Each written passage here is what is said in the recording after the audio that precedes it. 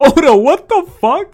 Brother, I expected to come back to Egghead Island and seeing people fight for their lives. I come back to Egghead Island and people are having a picnic. People are feasting. What is going on? Everybody in this chapter is eating. You see Kizaru eating, Saturn eating, the entirety of the Straw Hats eating. What? First of all, I don't know why Jinbei's stuffing his face. This guy always seems to be around the food going the hardest. Brother, what have you done? Even in Wano, when they had their banquet, this guy was the first guy in the banquet hall ready to eat. Brother, do something.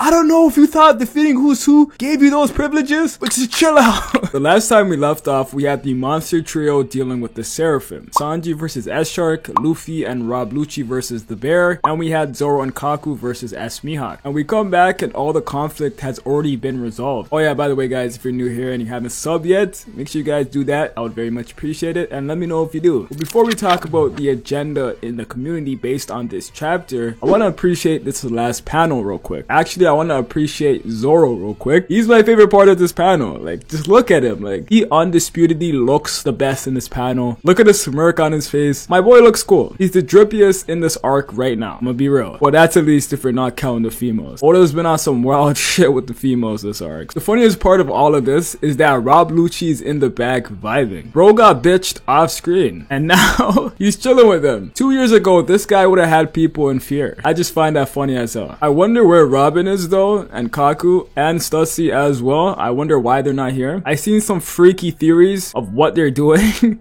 and y'all gotta chill the fuck out. Kaku cannot handle all that. Speaking of women, Saturn said we can leave Bonnie alone. After all, she's just a little girl. Whoa, whoa, whoa, whoa. What the actual fuck? Don't tell me Bonnie is a child this entire time, but made everyone believe she was a grown-ass woman and just kept transforming into one, and that was like her default look. Listen man, listen, I was never a Bonnie guy, still ain't, but in the beginning of the arc, Oda was shoving her in our face and I took some peeks. Lock me the fuck up. So listen, this panel right here may have well been Oda showing us the power of this new and improved Yonko crew. He had them off screen all the enemies and captured them and made it seem like light work to show that they're on another level. But I personally don't want this. Even though it is cool, I need undeniable proof, obviously, to support the agenda. I don't want any room for wiggle room. If Sanji or anyone beats Seraphims, I need to see that on screen. Maybe that makes me a fake Sanji fan because I know all my homies out here jumping the guns, and it's mainly because they have York hostage and she controls the Seraphim. For all we know, their fight might not even concluded and they got York to control the Seraphim. A scenario that I think is very possible. It could have easily been Zoro might have got lost looking for S Mihawk and found York. So many possibilities, man. Maybe they actually did body the Seraphim. But yet again, don't you hope they defeated the Seraphim and we get a flashback, or it's at least implied that's what happened. Yo, imagine we see next chapter the Seraphim on the floor knocked out beside them. Bro, that would literally break the community for a bit. Like, there will be insane cope because you know people can't just give credit, you know what I'm saying? There has to be some strings attached. Oh my god, he's the weakest Seraphim. Some bullshit like that. Why are you comparing a baby to a grown-ass man like King? Shut the fuck up, man. By the way, I see people scaling bandages. Guys, it's a little strange to scale what happened in the fight with the number of scruffs and bandages. This chapter was Sanji fans telling Zoro fans he has more scruffs and bandages. Then you have Zoro fans telling Sanji fans he has one on his elbow and he can regenerate and shit. How the fuck is that possible? First of all, I don't even know if he has one on his elbow.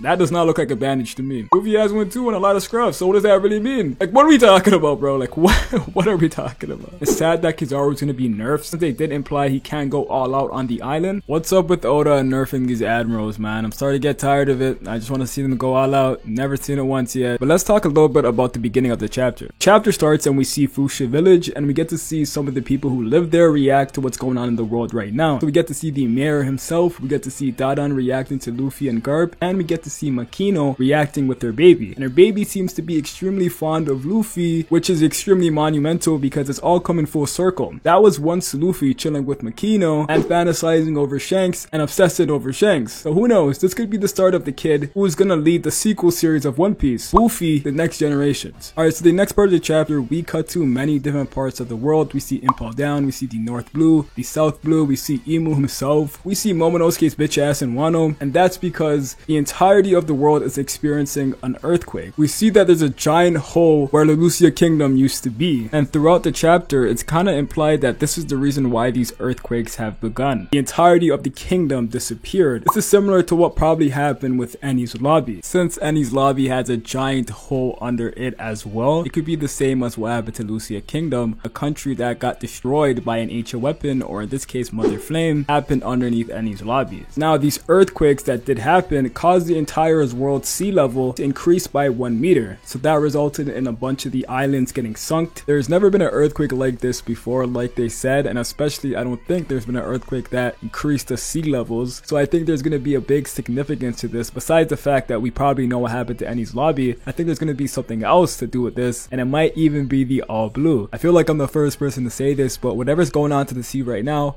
could indirectly affect the All Blue, or directly affect it, because we know the All Blue is the sea itself, baby. So yeah, this chapter, there's not too much to talk about, so that's pretty much all I want to say in regards to this chapter. It was pretty much a lot of setup, so hopefully the next chapter is the big stuff. I'm hoping. I want to see some action right away, but that's it guys. Make sure you guys take the time to leave a like and subscribe to the channel. I'll catch you guys next time.